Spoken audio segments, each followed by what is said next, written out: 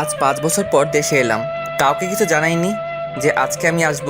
আসলে গত সপ্তাহে আমার গ্র্যাজুয়েশন কমপ্লিট হয়েছে আর ভিসা কাল হাতে পেয়েছি, তাই সবাইকে সারপ্রাইজ দিব বলে আর জানিয়ে আসিনি।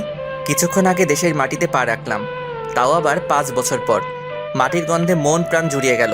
মনটা খুব ছটফট করছে বাবা মাকে দেখার জন্য। তাই আর এয়ারপোর্টে দেরি না করে বাসার উদ্দেশ্যে রওনা হলাম। যেতে 2 ঘন্টা সময় লাগবে। ততক্ষণে আপনাদের আমার পরিচয়টা দিয়ে নেই, যদিও অনেকেই আমাকে চিনে। আমি ওমর ফারুক ফাহিম, ওরফে ফাহিম শেখ। পরিবারে আমি, বাবা আর মা। আপুর বিয়ে হয়ে গেছে, তাই সেটা অন্য হিসাব। আর গল্পের নাম অনুযায়ী আমার আরেকটা ছোট ভাই আছে। শুধু গল্পেই আছে, বাস্তবে নেই। আপনাদের পরিচয় দিতে দিতে বাসায় চলে এলাম। ভাড়া মিটিয়ে বাসার দরজায় কলিং বেল দিলাম। তখন একটা ছেলে এসে দরজা খুলে দিল। বয়স 10 বছর হবে হয়তো। বুঝতে বাকি রইল না এটাই আমার ছোট ভাই। আমাকে দেখে বলল, জি, কাকে চাই বলুন। আসলে ফোনে কখনো ওর সাথে কথা হয়নি, তাই চিনতে পারছে না। কিরে মোটু, এখন দেখি আগের থেকে আরো মোটা হয়ে গেছিস। আমি ওকে মোটু বলেই ডাকতাম। আমাকে মোটো বলতেছেন কেন? আর কে আপনি? কাকে চাই?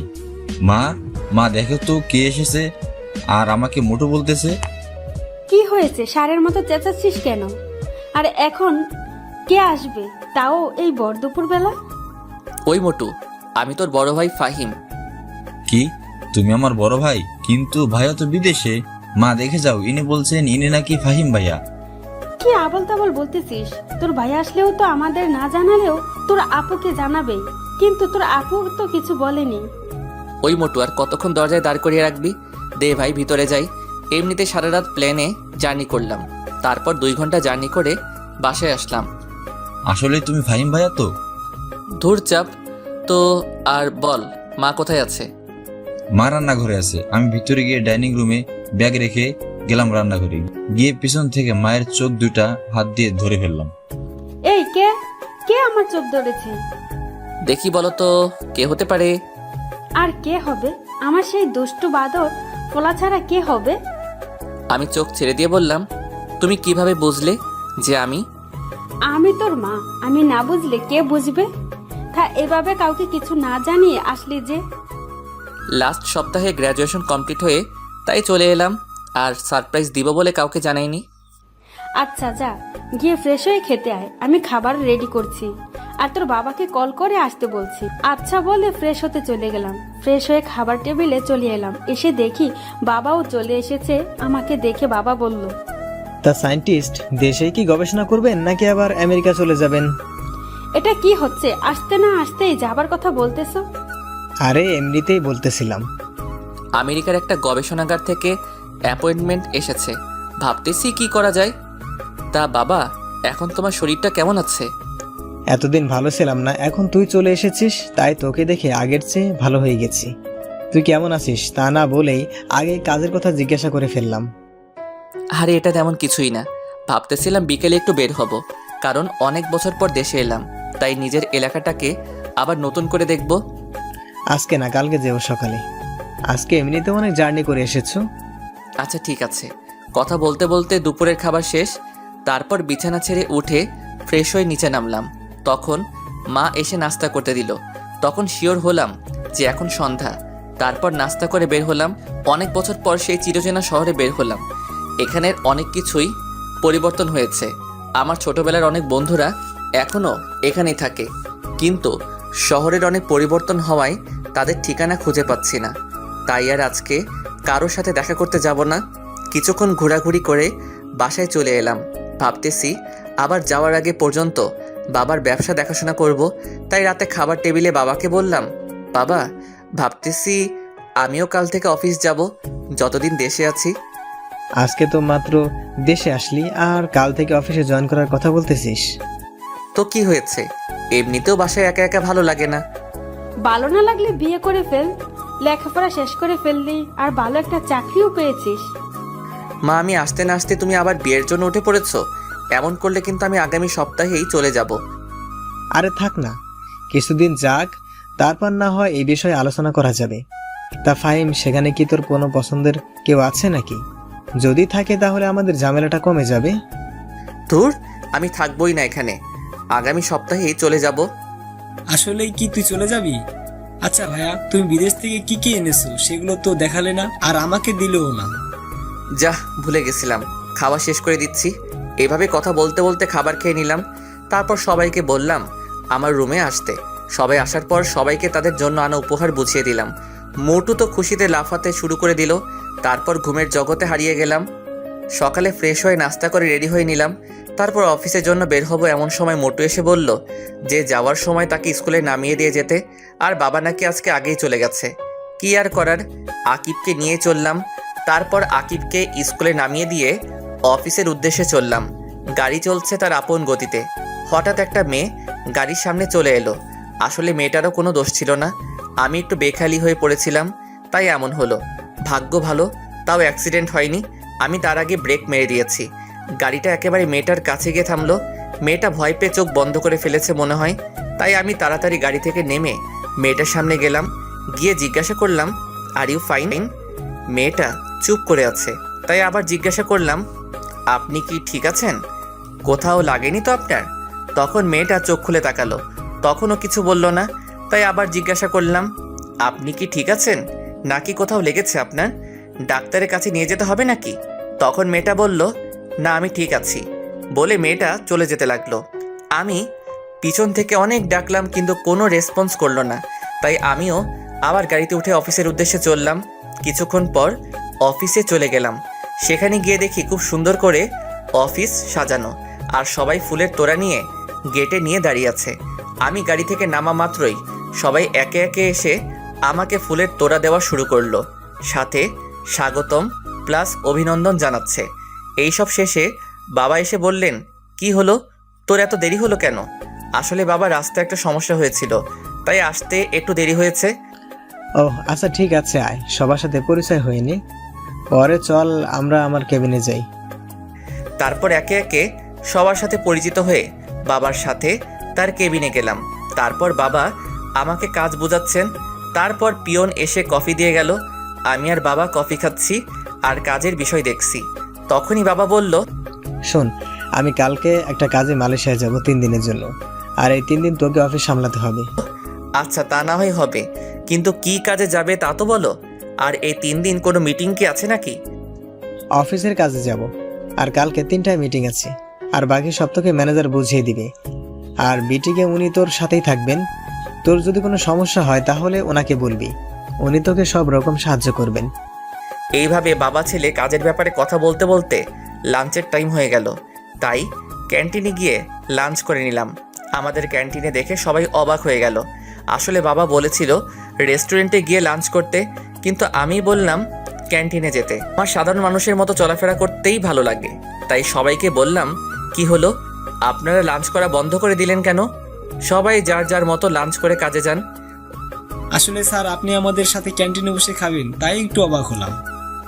অবাক হবার কিছুই নেই, আমিও আপনাদের মতোই একজন মানুষ, তাই সবাই নিজেদের মতো লাঞ্চ করে নিজেদের কাজে ফিরে যান। তারপর বাবা আর আমি লাঞ্চ করে কেবিনে চলে গেলাম। তারপর আবার কাজ করা শুরু করলাম। কখন যে সন্ধ্যা হয়ে গেল তা বুঝতেই পারলাম না। হঠাৎ ফোনটা চিল্লানি শুরু করে দিল, তাই ফোন উঠাইলাম। উঠাইয়া দেখি মা কল দিয়েছে, তাই কল রিসিভ করলাম। পরে মা বলল কি রে, বাসায় কি আজকে আর আসবি না? মার কথা শুনে আমি ঘড়ির দিকে তাকালাম। তাকিয়ে দেখি 6টা বেজে গেছে। আমি মাকে আসছি বলে কল কেটে দিলাম। অফিস থেকে বের হয়ে গাড়িতে উঠে গাড়ি স্টার্ট করলাম। তখনই আবার ফোন চিল্লানি দেওয়া শুরু করলো। যা বাবা, এখন আবার কল দিল কিল্লাই। কল রিসিভ করার পর বাবা বলল এই শোন, আমি না আকিবকে তার ম্যাডামের বাসা থেকে আনতে ভুলে গেছি। তুই তো মনে হয় অফিস থেকে বের হয়ে গেছিস, তাই একটু আসার পথে তাকে নিয়ে আসিস। আচ্ছা, তুমি ঠিকানা দাও, আমি আসার সময় নিয়ে আসবনি। নিয়ে আসিস, কিন্তু ও একাই আসতে পারতো, কিন্তু রাত হয়ে গেছে তাই তোকে বললাম নিয়ে আসতে। আমি বাবার দেওয়ার ঠিকানায় চলে গেলাম। গিয়ে কলিং বেল বাজালাম। তখন যে দরজা খুলে দিল তাকে দেখে আমি হা হয়ে গেছি। তখন মেয়েটা আমাকে দেখে একটা রাগী ভাব নিয়ে আমার দিকে তাকালো আর জিজ্ঞাসা করলো আপনি এখানে কেন? আমার পিছু করছেন না তো? আসলে আমার ভাই এখানে প্রাইভেট পড়ে, রাত হয়ে গেছে তাই ওকে নিতে এসেছি। আপনি মনে হয় এখানে পড়েন, তাই না? মিথ্যা বলার জায়গা পান না। এখানে যে পড়ে তার কোনো বড় ভাই নাই। তাইলে কি ভুল ঠিকানায় চলে এলাম নাকি? হতে পারে, আবার হতে পারে আপনি আমার পিছু করছেন। তাই বাবাকে কল দিলাম, রিসিভ করলে আমি বললাম, বাবা ঠিকানা কি ঠিক দিয়েছো নাকি ভুল? ঠিকানা ভুল হবে কেন? ঠিকানা তো ঠিকই দিয়েছি। এখান থেকে তো বলতেছে যে এখানে যে পড়ে তার কোনো বড় ভাই নেই। আচ্ছা, তুই ওকে কল দে, আমি কথা বলছি। পর মেয়েটার হাতে মোবাইলটা দিলাম। বাবা জানি মেয়েটাকে কি বলল। কথা শেষ করে মেয়েটা আমাকে বলল ভিতরে গিয়ে বসতে। আমি ভিতরে গিয়ে বসলাম। তখন একজন মহিলা আর একজন বয়স্ক লোক এলো। বয়স ৪৫ বছর হবে মনে হয়। সম্ভবত ইনারা এই মেয়ের বাবা মা। তাই আমি ওনাদের সালাম দিল। তারপর তাদের সাথে কথা বলতেছিলাম। তখনই মেয়েটা আমাকে এনে নাস্তা দিল আর বলল, আপনি নাস্তা করে নিন, হাকিবের আর কিছু পড়া বাকি আছে। আচ্ছা, আপনি ওর কেমন ভাই হন? জি আমি ওর চাচাতো ভাই। বলেই মুখটা মলিন করে ফেললো। কি জন্য করলো তা বুঝলাম না। তারপর মেয়েটা চলে গেল। প্রায় ৩০ মিনিট পর আকিব আর মেয়েটা বেরিয়ে আসলো, কিন্তু তার ম্যাডামকে তো দেখলাম না। তারপর আকিবকে নিয়ে বেরিয়ে আসলাম। আকিবকে জিজ্ঞাসা করলাম, কিরে মোটু, তুই আর ওই মেয়েটাই কি পড়িস নাকি তোদের ম্যাডামের কাছে? তুমি মেয়ে পেলে কোথায়? কেন, তোর সাথে যে মেয়েটা বের হলো ওইটাই তো তোর সাথে পড়ে। ওইটা? আরে ওইটা হচ্ছে আমার ম্যাডাম। ও, ওইটা তোর ম্যাডাম? হ্যাঁ, কিন্তু কেন? কিছু না, এমনি জিজ্ঞাসা করলাম আর কি। তারপর দুই ভাই আরও অনেক কথা বলতে বলতে বাসায় চলে আসলাম। পরে রুমে গিয়ে ফ্রেশ হয়ে নিলাম। তারপর মায়ের কাছে চলে গেলাম। মাকে গিয়ে বললাম, মা একটা কথা বলবো। বল, কি বলবি? আচ্ছা মা, অধরারা কি এখনো আগের বাসায় থাকে নাকি? না, ওরা এখন আর আগের জায়গায় থাকে না। তুই চলে যাবার কিছুদিন পরেই তারা অন্য জায়গায় চলে গেছে। কিন্তু হঠাৎ তুই তাদের কথা জিজ্ঞাসা করছিস কেন? না, এমনি বলছিলাম। সেই কবে যে তাকে দেখেছিলাম, এখনো মনে হয় আগের থেকে অনেক সুন্দর আর কিউট হয়েছে হয়তো। হতে পারে, কিন্তু তুই এসব বলতেছিস কেন? তুই কি ওকে পছন্দ করতি নাকি? আর করলেও লাভ নাই। কেন? ওর বাবা মা 1 বছর আগে মারা যায়। এখন সে তার মামার বাসায় থাকে। আর গত বছর তার বিয়ে হয়ে গেছে শুনেছি। কথাটা শুনে মনটা খারাপ হয়ে গেল। তাও মাকে বুঝতে না দিয়ে জিজ্ঞাসা করলাম, আচ্ছা বাবা কোথায়? রুমে আছে। কালকে নাকি বিদেশে যেতে হবে মিটিং এর কাজে। বসে বসে তাই দেখতেছে। আচ্ছা বলে রুমে এসে পড়লাম। রুমে এসে বসলাম, তখনই একটা মেইল এলো। মেইলটা দেখে অবাক হয়ে গেলাম, কারণ আমাদের একটা এক্সপেরিমেন্ট করার কথা ছিল, আর সেইটা আগামী মাসের 7 তারিখে শুরু করার কথা ছিল, কিন্তু সেটা নাকি আগামী সপ্তাহেই শুরু হবে। শিওর হওয়ার জন্য সিয়ামকে কল দিলাম। সিয়াম আমার classmate. Hello, who are you? Hi Siam, it's me Fahim. Oh, how are you, dost? Would you receive any mail from SST tab? Yup, just I received a mail from lab. Our experiment will be start on 20 December. So when you are come back USA? I will be back next Friday. Okay? See you soon, USA. Okay, bye. See you soon. তারপর call কেটে দিয়ে বাবার কাছে গিয়ে বললাম, বাবা আসবো? আয়, কিছু বলবি নাকি? আসলে ইউএসএ থেকে মেইল এসেছে, তাই আমাকে শুক্রবার আবার ফিরে যেতে হবে। তার মানে তুই শুক্রবারই চলে যাবি? হ্যাঁ, শুক্রবারই যেতে হবে। যতদিন না তা না হয় বুঝলাম, কিন্তু গেলে আসবি কবে? যতদিন না কাজ শেষ হয় ততদিন আসতে পারবো না। ও, তাহলে আরো 4 দিন বাকি আছে, তারপরে তুই চলে যাবি। কে চলে যাবে 4 দিন পরে? ফাহিম ইউএসএ থেকে মেইল এসেছে, তাই তাকে কাজের জন্য শুক্রবারই চলে যেতে হবে। তা বাবা, এবার গেলে আসবি কবে? সেটা বলা যাবে না। যতদিন না কাজ শেষ হয় ততদিন দেশে ফেরা যাবে না। ওহো, তাহলে তো তোকে যেতেই হবে। তারপর আবার রুমে চলে গেলাম। কিছুক্ষণ পর মা এসে খাবারের জন্য ডেকে গেল। সবাই একসাথে রাতের খাবার খেয়ে নিলাম। পরে রুমে এসে দিলাম এক ঘুম। সকালে ঘুম থেকে উঠে ফ্রেশ হয়ে রেডি হয়ে নাস্তার টেবিলে চলে গেলাম। নাস্তা করে বাবাকে এয়ারপোর্ট ড্রপ করে আমি অফিসে চলে গেলাম। সকাল 11টায় একটা মিটিং ছিল, সেটা করে নিলাম। তারপর সিয়ামকে আবার কল দিলাম। হ্যাঁ ফাহিম, বল। আচ্ছা তুই আমার টিকিট কনফার্ম কর, আমি শুক্রবার এয়ারপোর্ট থেকে রিসিভ করে নিব। আচ্ছা, তা না হয় করে দিলাম। তা দোস্ত, মেয়েটা কেমন রে? কোন মেয়ের কথা বলতেছিস? যে আমার বন্ধুটার রাতের ঘুম কেড়ে নিয়েছে। তুই যে কিসব বলতেছিস কিছুই বুঝতেছি না। আচ্ছা এখন বাই, পরে কল দিব। আচ্ছা বাই। কল কেটে দিয়ে আবার অফিসের কাজে মনোযোগ দিলাম। সন্ধ্যায় কাজ শেষ করে বাসায় ফিরলাম। বাসায় ঢোকার সাথে সাথে কিসের সাথে যেন আঘাত লাগলো। খুবই নমনীয় বস্তু, কিন্তু দেয়াল তো শক্ত, এত নরম না। ভাবা বন্ধ করে কি হয়েছে দেখার জন্য সামনে তাকালাম। তাকিয়ে দেখি আকিবের টিচার মাটিতে পড়ে আছে। দেখে মনে হচ্ছে ব্যথা পেয়েছে, তাই আমি ডান হাত বাড়িয়ে দিলাম। মেয়েটা আমার হাত ধরে উঠে দাঁড়ালো। তখনই মা এসে জিজ্ঞাসা করলো, কি রে, এখনো পিছিয়ে আছিস নাকি? এইভাবে কেউ চেঁচায় নাকি? কেন নাকি? না, তুমি তো কচি খোকা, আসো তোমাকে ফিটার খাওয়াই। কি রে মা, তুই হাতে ব্যথা পেলে কিভাবে? কিছু হয়নি আন্টি। মা, উনি মনে হয় বের হচ্ছিলেন আর আমি ভিতরে আসছিলাম। তখনই আমি ওনার সাথে ধাক্কা খাই আর উনি পড়ে যায়। আর পড়ে গিয়ে মনে হয় উনি হাতে ব্যথা পেয়েছেন। এত বড় হয়ে গিয়েছিস, এখনো দেখে চলাফেরা করতে পারিস না? দেখ তো, তোর জন্য মেয়েটা কেমন একটা ব্যথা পেয়েছে। আকিব, ফার্স্ট এড বক্সটা নিয়ে আয় তো তাড়াতাড়ি। আন্টি, এর কোনো দরকার নেই। তুই চুপ কর। কোনটা দরকার সেটা আমি বুঝবো, তুই চুপ করে বসে থাক। এমনভাবে সেবা করছে দেখে মনে হচ্ছে ছেলের বউয়ের সেবা করছে। ঠিক বলেছিস, ছেলের বউ তো। আমি কখন কি বললাম আবার? আর তোমার কোন ছেলের বউ? কেন, তোর বউ। বললাম। আর ইনাকে তো আমি ভালো করে চিনিও না। ওর নাম হলো ইসরাত জাহান, অধরা। আমার ওকে ইসরাত বলে ডাকি। আর ওর সাথেই তোর বিয়ে ঠিক হয়ে আছে। আমি বিয়েই করব না কখনোই। তুই করবি না, তোর বাপ করবে। বাবাকেই করাও, তাইলে তোমার একটা সতীন হবে। দাঁড়া হতচ্ছাড়া, দেখছি বিয়ে কিভাবে না করিস। আন্টি, আমি গেলাম। আরে কই যাস? নাস্তা করে যা, আমি এখনই এনে দিচ্ছি। আর রাতের খাবার না খেয়ে তোকে যেতে দিব ভাবলে কিভাবে? আন্টি, আজকে না, অন্য একদিন। এখন থেকে তো আকিবকে এখানে এসেই পড়াবো। সেটা পরে দেখা যাবে, এখন বস, রাতের খাবার খেয়ে যাবে। আর আমি এখন নাস্তা এনে দিতেছি, বস। তুই এখনো দাঁড়িয়ে আছিস কেন? যা গিয়ে ফ্রেশ হয়ে নে। যাচ্ছি। এমন করলে তো এখানে টিকাই যাবে। আমি কালকে চলে যাব, তখন দেখবো করে আমার সাথে এমন করো। যেদিনই যাস, যাওয়ার আগেই তোকে বিয়ে করাবো। সেটা দেখা যাবে না। আমি বিয়ে করব না মনের মতো কাউকে যতক্ষণ না পাই। আমিও দেখে নিব কি করে তুই বিয়ে না করিস।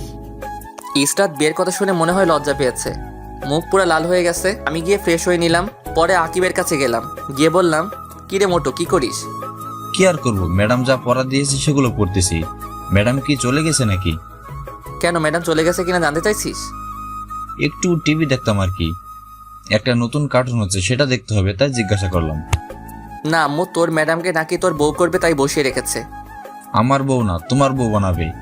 আর এটা হচ্ছে অধরা আপু, যাকে তুমি ভালোবাসো। আমি ভালোবাসি কি যা তা বলছিস এসব? কে কিসব বলতেছে? কই কিছু না তো। বলছিলাম কি, বিয়েটা যখন করতেই হবে তাহলে কালকেই করে নেই। চাইতেছিলাম বউকে একেবারে সাথে করে নিয়ে যাব। কিছুক্ষণ আগেই না বললি বিয়ে করবি না, এখন বলছিস বিয়ে করবি, বউকে সাথে নিয়ে যাবি? কিছুই তো বুঝতে পারছি না। আসলে মা, ভাইয়া পুরোটা বলার আগেই আমার মুখ চেপে ধরলাম। বড়দের মাঝখানে কথা বলতে নেই, মোটো সেটা কি জানিস না? তুই ওকে আটকালি কেন? আকিব কি বলছিলি বলতো?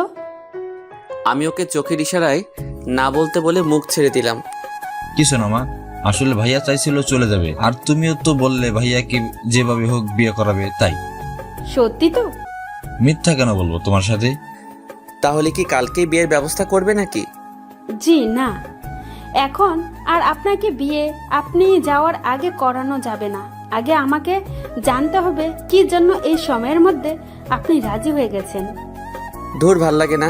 আমি কালকেই চলে যাব বলে সিয়ামকে কল দিলাম।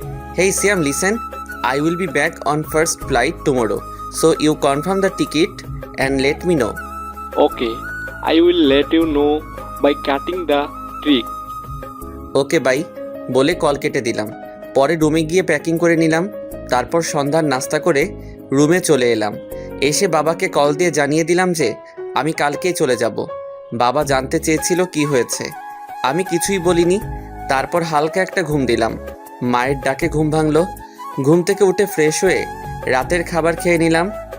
খাবার খেয়ে নিয়ে রুমে এসে বসেছিলাম। এমন সময় সিয়াম কল করে জানালো যে কাল সকাল 10টায় ফ্লাইট। আমি বললাম আচ্ছা ঠিক আছে। তারপর মা এসে বলল, এই শুন, বলো কি বলবা? আর একটা কথা, কালকে সকালে আমি চলে যাব। 6টায় বাসা থেকে বের হব। সত্যি তুই চলে যাবি? তা গেলে যাবি, তাতে কার কি আসে যায়? যা বলতে এসেছিলাম, আকিবের ম্যাডামকে বাসায় দিয়ে আয়। অনেক রাত হয়ে গেছে, তার উপর একটা মেয়ে এসে রাস্তায় যদি কিছু হয়ে যায়, তাই তুই তাকে বাসা পর্যন্ত দিয়ে আয়। আমি যেতে পারবো না, ড্রাইভারকে বলো দিয়ে আসতে।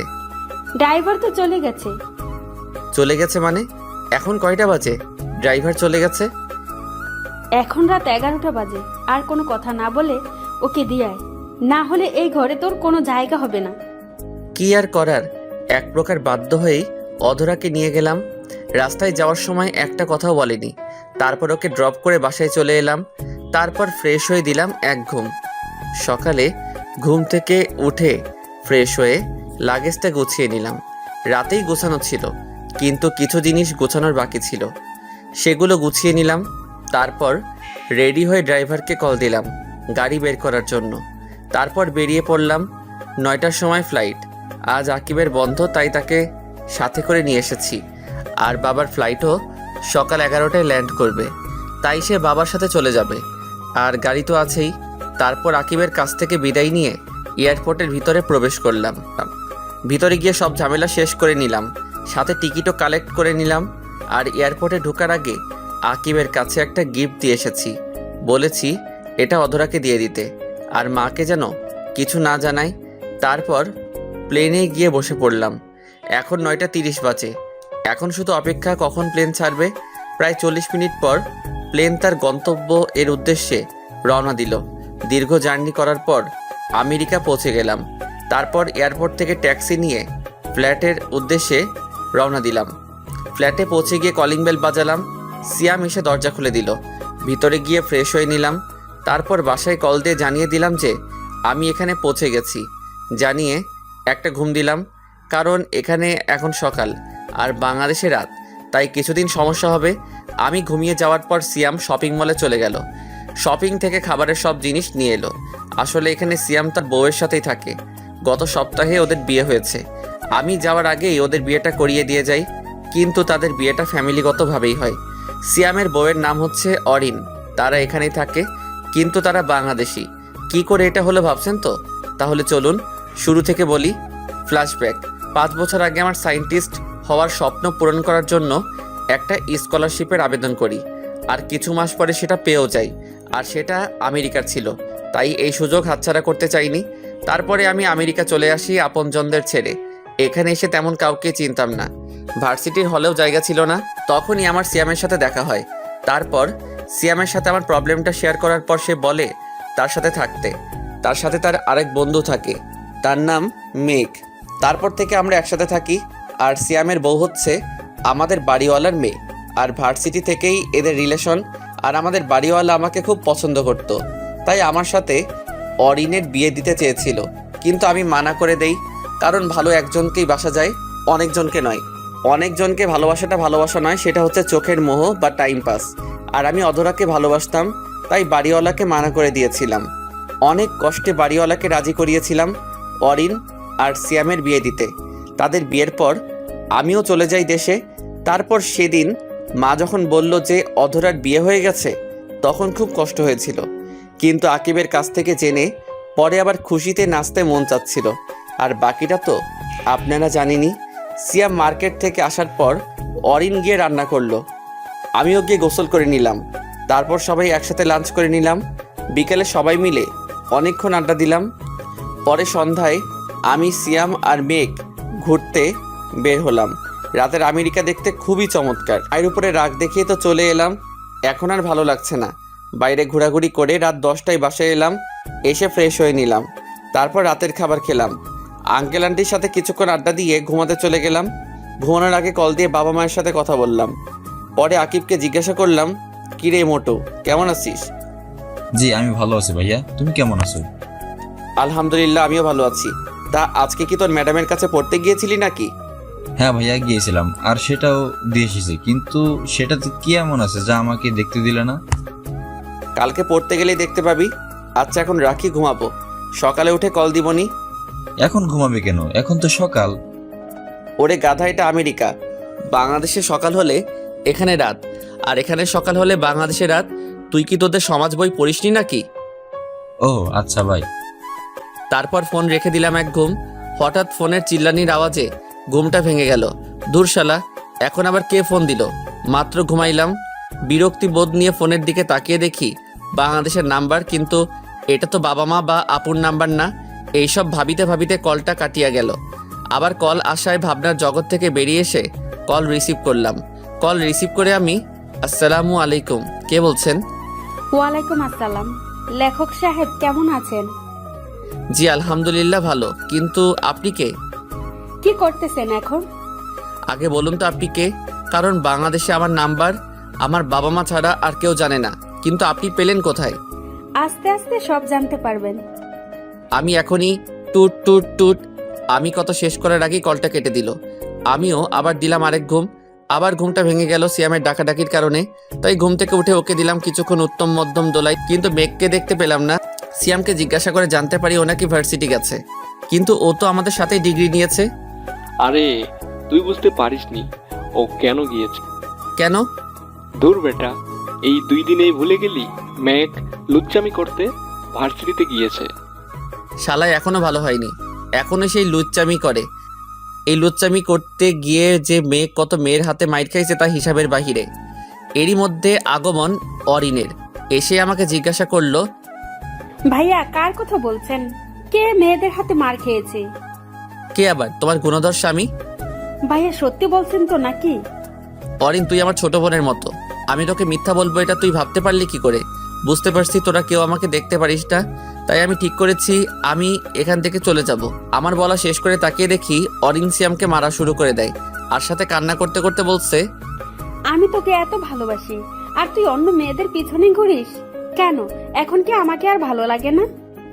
আরে ফাহিম, এগুলো মজা করে বলেছে, আমি এমন কিছুই করি নাই। তাদের এই রোমান্টিক ঘটনা দেখে বললাম, এই তোরা এভাবেই থাক, বলেই আমি কিছু ছবি তুলে নিলাম।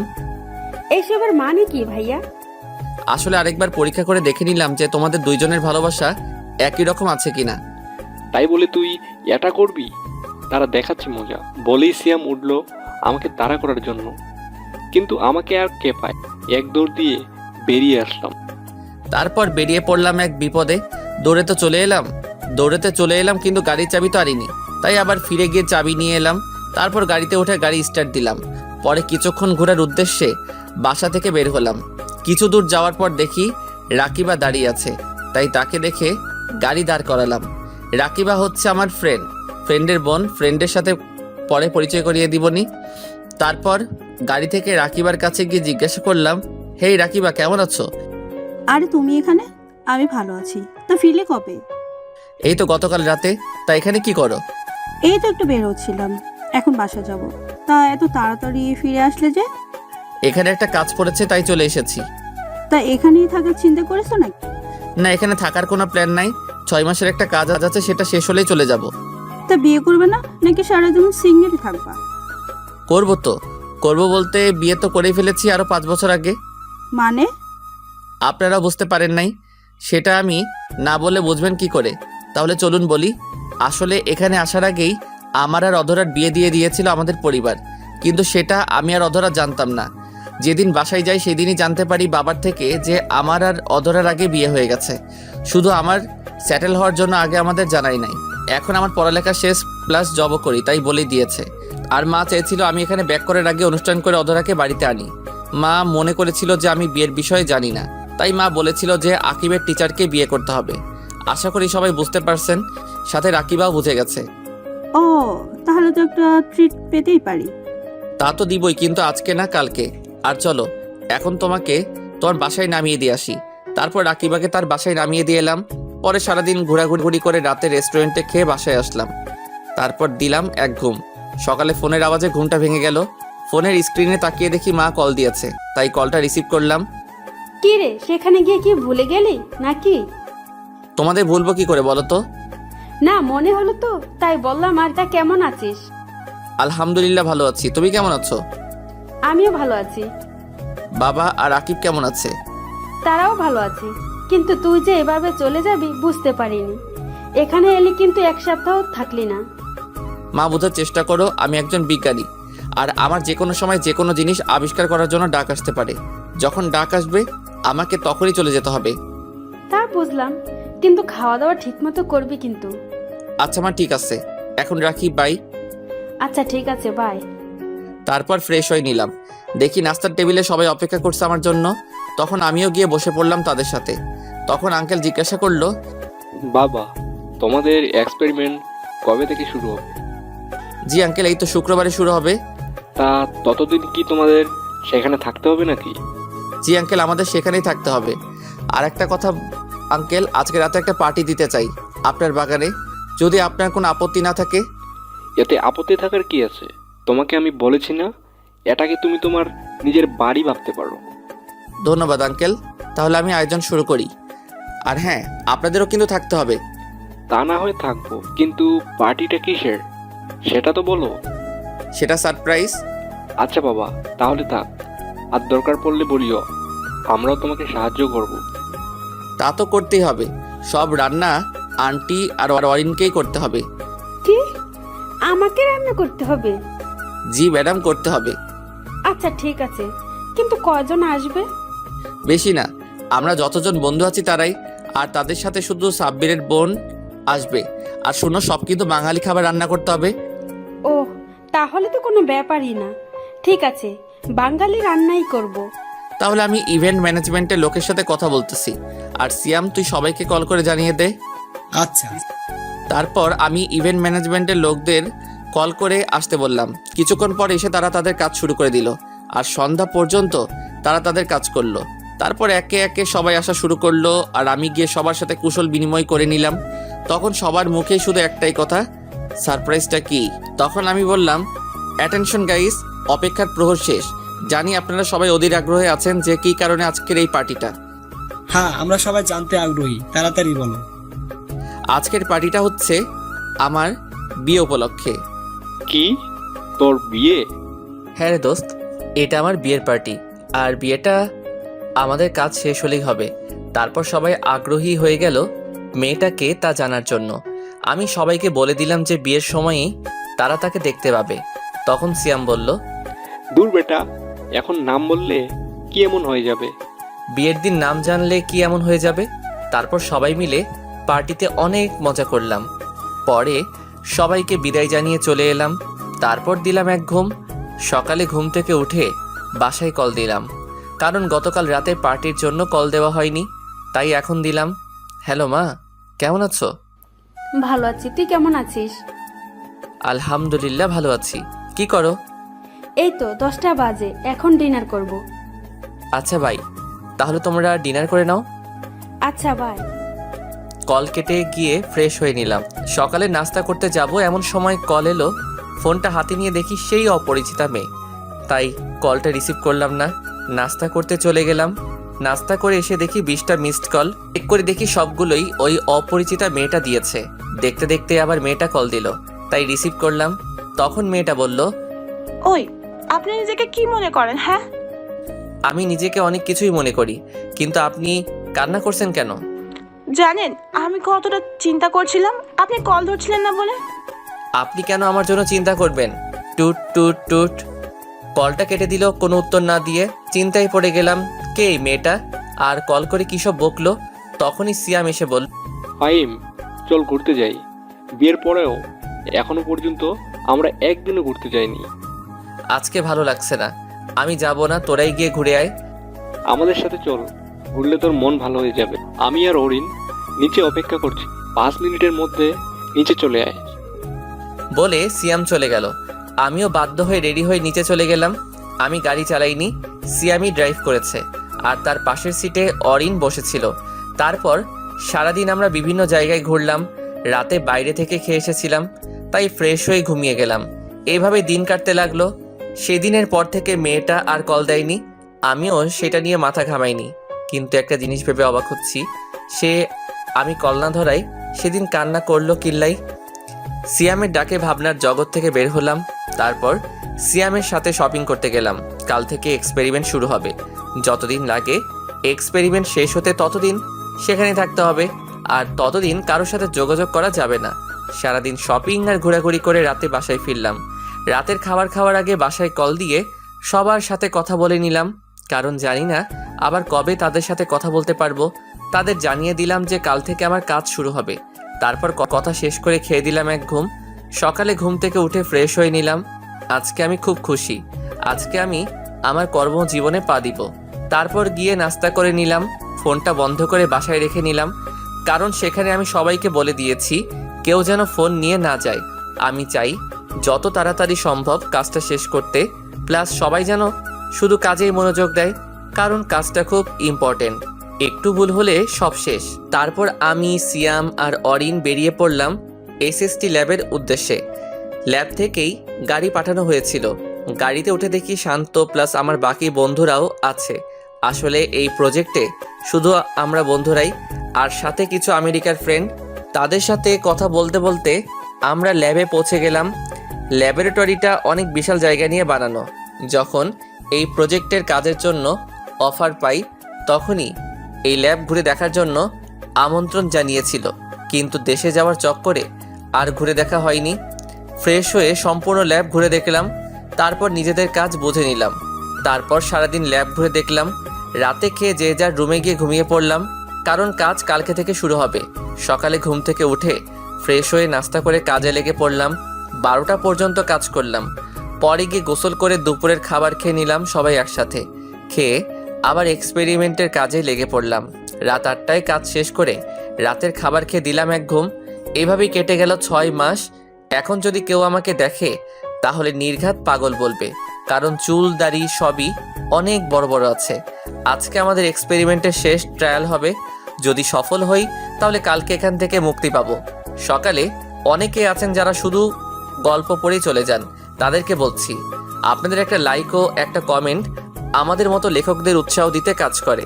সুতরাং অবশ্যই পড়া শেষ হলে একটা লাইক ও একটা কমেন্ট করবেন। মিস্টার ফাইম, আপনার টিম মিলে যে নতুন আবিষ্কারটা করেছেন সেটা সফল হোক, সেটার আপনাদের আমি অভিনন্দন জানাচ্ছি। আর কালকে আমি একটা চুক্তিপত্র পাঠাবো, যেটাতে লেখা আছে যে আপনি এই প্রজেক্টটা আপনাদের দেশের পাশাপাশি নিজের দেশেও ব্যবহার করতে পারবেন। বাংলাতেই বললাম। ধন্যবাদ স্যার, আপনার থেকে কথাটা শুনে খুবই খুশি হলাম। আপনি আমাদের দেশের জন্য ভাবছেন, সেই জন্য আমরা আপনার কাছে কৃতজ্ঞ। তারপর ওনার সাথে কথা শেষ করে প্রজেক্টের ফাইনাল টেস্ট করলাম এবং সফল হলাম।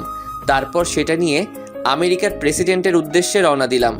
গিয়ে দেখি তিনি প্রেস মিটিংয়ের আয়োজন করেছেন, তাই আমি সেখানে না গিয়ে সিয়ামকে আর আমাদের ওখান থেকে আমেরিকান এক ফ্রেন্ডকে পাঠাই।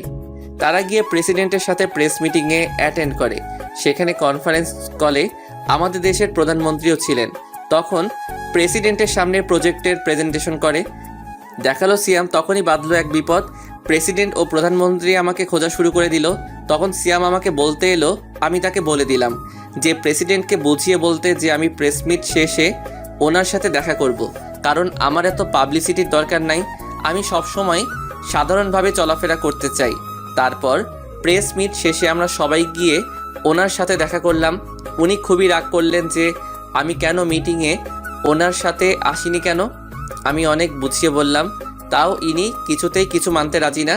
শেষ পর্যন্ত রাজি হলো, তাও ওনার বাসায় আজকে রাতে ডিনার করলে।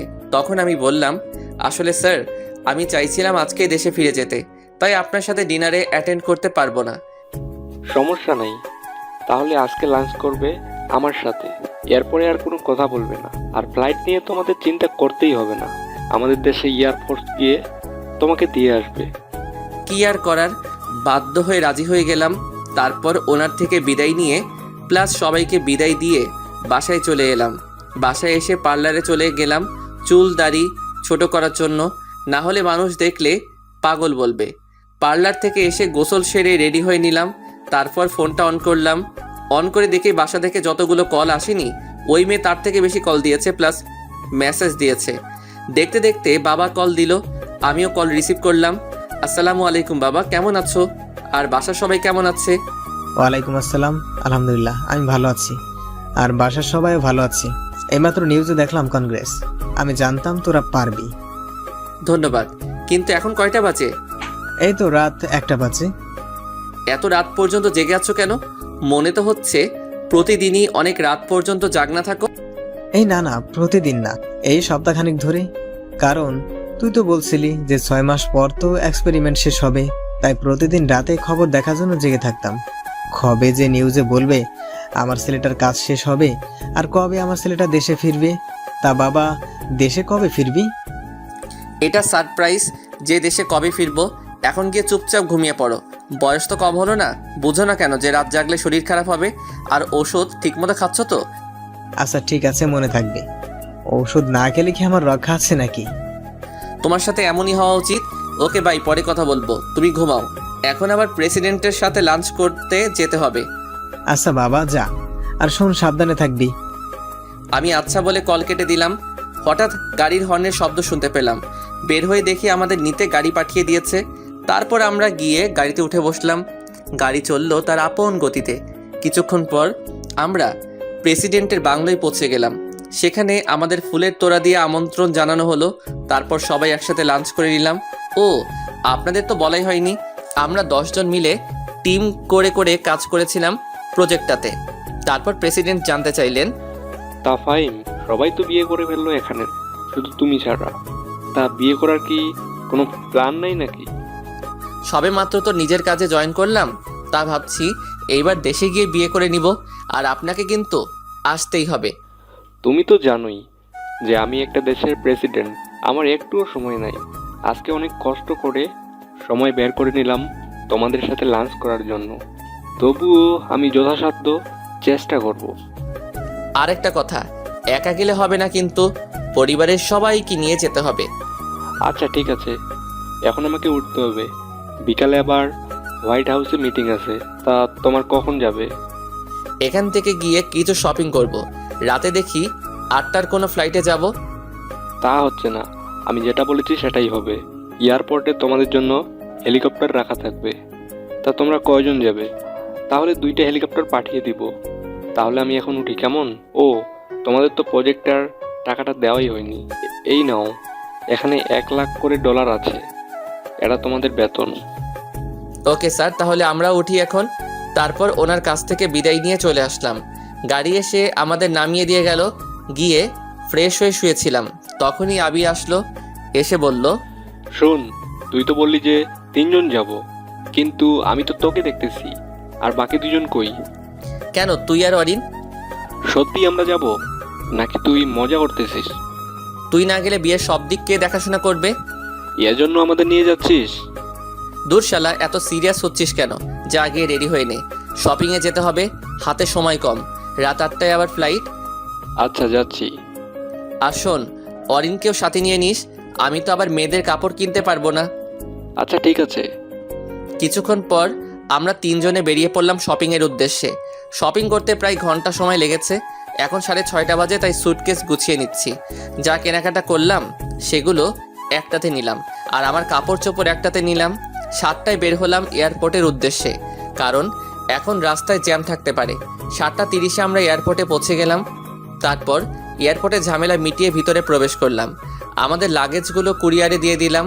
তারপর এয়ারপোর্টের ভিতর একটা গাড়ি করে আমাদেরকে হেলিকপ্টার পর্যন্ত নিয়ে যাওয়া হলো। তারপর আমাদের জন্য রাখা হেলিকপ্টারগুলোতে আমরা উঠলাম। আমি একটাতে উঠলাম, আরেকটাতে আবির আর অরিন উঠেছিল। তারপর হেলিকপ্টার উড়াল দিল আমাদের নিয়ে। দীর্ঘ 18 ঘন্টা পর আমরা বাংলাদেশের মাটিতে নামলাম। তারপর পাইলটদের বিদায় দিয়ে এয়ারপোর্টে প্রবেশ করলাম।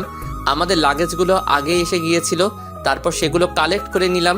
এয়ারপোর্টের কাজ সারতে আরও 1 ঘন্টা লেগে গেল। দুপুর হয়ে এসেছে এখানে। এয়ারপোর্ট থেকে বের হয়ে একটা গাড়ি নিলাম। গাড়ি নিয়ে বাসার উদ্দেশ্যে রওনা দিলাম। বাসায় যেতে 3 ঘন্টা লাগলো। ঢাকা শহরে এই জ্যাম একবার শুরু হলে শেষ হওয়ার নাম নেয় না, তাই যেতে এত সময় লাগলো। গাড়ির ভাড়া মিটিয়ে নিলাম। পরে কলিং বেল বাজালাম। মা এসে দরজা খুলে দিল। দরজা খোলার পর আমাকে দেখে এসে জড়িয়ে ধরলো। আমিও জড়িয়ে ধরে কান্না করে দিলাম। এই 6 মাসে একদিনও কথা বলতে পারিনি। তারপর মাকে আবির আর অরিনের সাথে আলাপ করিয়ে দিলাম। তারপর আমরা ভিতরে গেলাম, গিয়ে ফ্রেশ হয়ে নিলাম। রুমে গিয়ে আর আবিরদের গেস্ট রুমে দিয়ে আসলাম আর বললাম ফ্রেশ হয়ে নিতে। নিচে এসে মাকে জিজ্ঞাসা করলাম, মা, আকিব কই? ওকে দেখছি না যে। ও ওর ম্যাডামের বাসায় গেছে পড়তে, এখনো আসে নাই। আর তার উপরে ওর ম্যাডামও নাকি অসুস্থ। ও ও আচ্ছা, তা বাবা কি ওকে নিয়ে ফিরবে নাকি আমি গিয়ে নিয়ে আসবো? যাবে বলতেছিস যখন যা, বাইকেও নিয়ে আয় আর নিজের বউকেও দেখে আয়। হাজার হোক কিছুদিন অসুস্থ ছিল বলে কথা। মা তুমি আবার শুরু করলে? তারপর অরিন আর আবিরকেও বললাম চলতে। তাদের নিয়ে চললাম আকিবকে আনার উদ্দেশ্যে। গাড়িতে ওঠার পর আবির জিজ্ঞাসা করলো, কি রে, আমরা এখন কোথায় যাচ্ছি রে? কে আনতে? সে কোথায় থাকে রে? বাবা মায়ের সাথেই থাকে, এখন তাকে প্রাইভেট থেকে আনতে যাচ্ছি। আরও একটা কারণ আছে সেখানে যাওয়ার, কিন্তু সেটা সারপ্রাইজ। ওকে, সারপ্রাইজ হলে আর কি করার, এখন তাহলে অপেক্ষাই করতে হবে। তারপর গাড়ি নিয়ে বেরিয়ে পড়লাম আকিবের ম্যাডামের বাসার উদ্দেশ্যে, মানে আমার হবু বউয়ের বাসার উদ্দেশ্যে। মিনিট 10 পরে আমরা আমাদের গন্তব্যে পৌঁছে গেলাম। গাড়ি থেকে নেমে সিঁড়ি বেয়ে 3 তলায় চলে গেলাম। গিয়ে কলিং বেল বাজালাম। যিনি দরজা খুলে দিল ওনাকে দেখে পরিচিত মনে হলো না, তাই জিজ্ঞাসা করলাম। তিনি জানালেন যে অধরারা নাকি গত মাসে এখান থেকে চলে গেছে। তারপর তাদের নিয়ে একটা রেস্টুরেন্টে গিয়ে বসলাম। পরে মাকে কল করে বললাম, মা আকিবের টিচাররা কি বাসা চেঞ্জ করে ফেলেছে নাকি? এই দেখ, তোকে বলতেই ভুলে গেছি, আসলে তুই তাড়াহুড়ো করে চলে গেলি তাই বলতে পারিনি। তারা এখন তোর বাবার অফিসের সামনে যে নীল ভবনটা আছে না, ওইটার 3 তলায় থাকে আর ওদের ফ্লোর নাম্বার হচ্ছে 8। তারপর মায়ের দেওয়া ঠিকানায় চলে গেলাম। গিয়ে কলিং বেল বাজাইলাম। অধরার মামি এসে দরজা খুলে দিল। আমি ওনাকে সালাম দিলাম। সালামের জবাব নিয়ে তিনি আমাদের ভিতরে বসতে বললেন। আমরাও ভিতরে গিয়ে বসলাম, কিন্তু আর কাউকে তো দেখতে পাচ্ছি না। তখন আন্টিকে জিজ্ঞাসা করলাম, আচ্ছা আন্টি, আকিবের কি পড়া শেষ হয়ে গেছে নাকি? তার পড়া তো কখনই শেষ হয়ে গেছে, তুমি আসবে বলে তাকে বসিয়ে রাখা হয়েছে। মনে হয় ওর ম্যাডামের সাথে গল্প করতেছে। তা বাবা, তোমার আসতে লেট হলো যে? আসলে আন্টি আমি আজকেই ফিরেছি তো, আর আমি জানতাম না যে আপনারা বাসা চেঞ্জ করেছেন। আমি আপনাদের আগের বাসায় গিয়ে জানতে পারি যে আপনারা বাসা চেঞ্জ করেছেন। পরে মায়ের কাছ থেকে ঠিকানা নিয়ে এখানে আসলাম, তাই লেট হয়ে গেছে। ও কথা বলতে বলতে তো এগুলোই দেওয়া হলো না। আন্টি এগুলো নিন। এগুলোতে কি আছে? আজকে আমি এসেছি তো, তাই সকলের জন্যই কিছু উপহার এনেছি। আসলে গতকাল একেবারে বেতন পেয়েছিলাম তো। এসবের কি কোনো দরকার ছিল নাকি? থাক না আন্টি, আমারও তো ইচ্ছে হতেই পারে। আচ্ছা আন্টি, আমি গিয়ে দেখি আকিব কি করতেছে। আচ্ছা যাও, আমি ওনাদের নাস্তা এনে দিচ্ছি। না আন্টি, এসবের কোনো দরকার নেই। তা বললে তো হবে না। প্রথমত তোমরা প্রথমবার আমাদের বাসায় এসেছো, দ্বিতীয়ত তোমরা ওর ফ্রেন্ড, তাই কোনো না শুনিব না বলেই আন্টি তাদের জন্য নাস্তা আনিতে চলে গেল। আমিও অধরার রুমের দিকে চলে গেলাম। দরজার কাছে পৌঁছাতেই শুনতে পেলাম আমাকে কি দিয়ে যেন কথা হচ্ছে ম্যাডাম আর ছাত্রের মধ্যে। রীতিমতো ঝগড়া লাগার উপক্রম। আমি তাদের এই তর্ক বিতর্ক দেখে হাসতে লাগলাম। পরে ভিতরে প্রবেশ করলাম। আমাকে দেখে দুজনেই অবাক।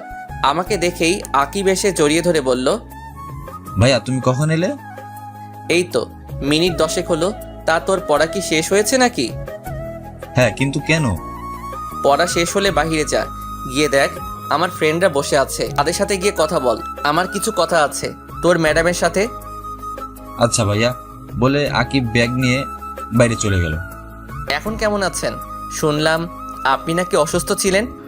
আলহামদুলিল্লাহ ভালো আছি। তা আপনি দেশে কবে এলেন? এই তো আজকে দুপুরে আসলাম, এসেই এখানে এলাম। আচ্ছা চোখটা বন্ধ করুন তো, আপনার জন্য একটা উপহার আছে। চোখ বন্ধ করলে দেখবো কিভাবে? আরে বন্ধ করুনই না। তারপর অধরা চোখ বন্ধ করলে আমি তাকে তার জন্য আনা চেনটা তাকে পরিয়ে দিলাম। সাথে সাথেই ঠাস, অধরা আমাকে চড় মারলো। কিন্তু কেন মারলো? আপনার সাহস কি করে হয় আমাকে চেন পরানোর? আপনি কি জানেন না প্রাপ্তবয়স্ক ছেলে কোনো প্রাপ্তবয়স্ক মেয়ের শরীর ছোঁয়ার কোনো অধিকার নেই বিয়ের আগে? চেনটাই তো পরিয়ে দিলাম, এতে এত রিয়াক্ট করার কি আছে? এটা আমেরিকা নয় যে যা ইচ্ছা তাই করা যাবে। এখানে একটা মেয়ে একটা ছেলের হাত ধরে হাঁটলেও মেয়েটাকে দোষী করা হয়, আর সেখানে আপনি। আচ্ছা সরি। ততক্ষণে আবির, অরিন ও অধরার মামি এসে জিজ্ঞাসা করতে লাগলো, কিরে কি হয়েছে, এভাবে চেঁচাচ্ছিস কেন? আসলে আমি বলার আগেই অধরা বলল, কিছু হয়নি, আর আপনি এখন আসতে পারেন। তারপর সেখান থেকে চলে আসি। বের হয়ে আকিবকে বলি বাবাকে কল করে বলতে ড্রাইভারকে পাঠিয়ে দিতে ওদের নেওয়ার জন্য। বলে আমি গাড়ি নিয়ে সেখান থেকে সোজা নদীর পাড়ে চলে আসি। এদিকে আকিব বাবাকে কল করে গাড়ি পাঠাতে বললে বাবা বলেন, গাড়ি পাঠাবো কেন? ফাহিমরা তোকে আনতে গেছে। বাবা ভাইয়া এসেছিল, তোমায় বাসায় এসে বলবো এখন তাড়াতাড়ি গাড়ি পাঠাও।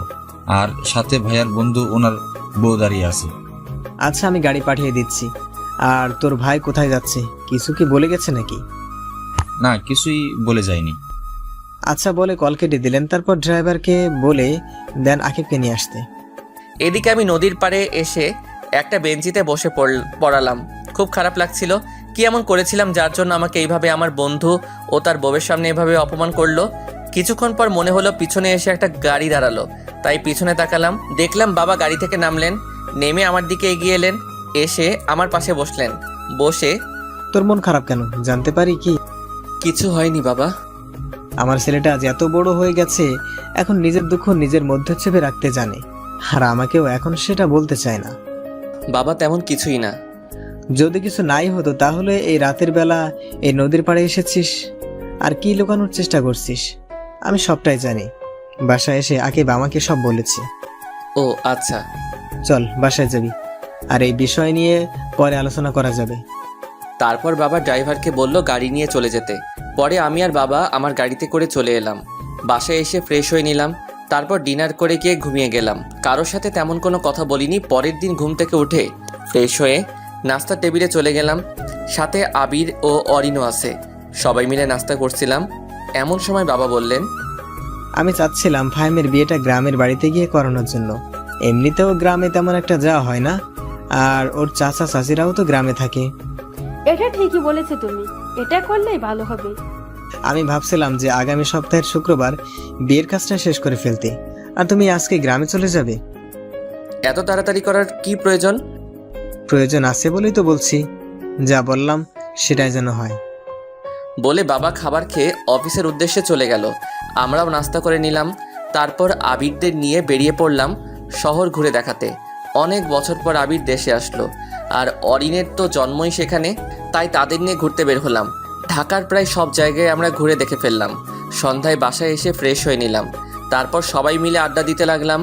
অরিন আবার তেমন বাংলা বলতে পারে না, কারণ জন্মের পর থেকেই সেখানে থেকেছে তো, তাই ইংলিশটাই ভালো পারে। আর ওদেরকে আমি 1 মাস এখানে থাকতে বলেছি, আর এই কয়দিনে ওকে বাংলা শেখানোর দায়িত্ব মাকে দিয়েছি।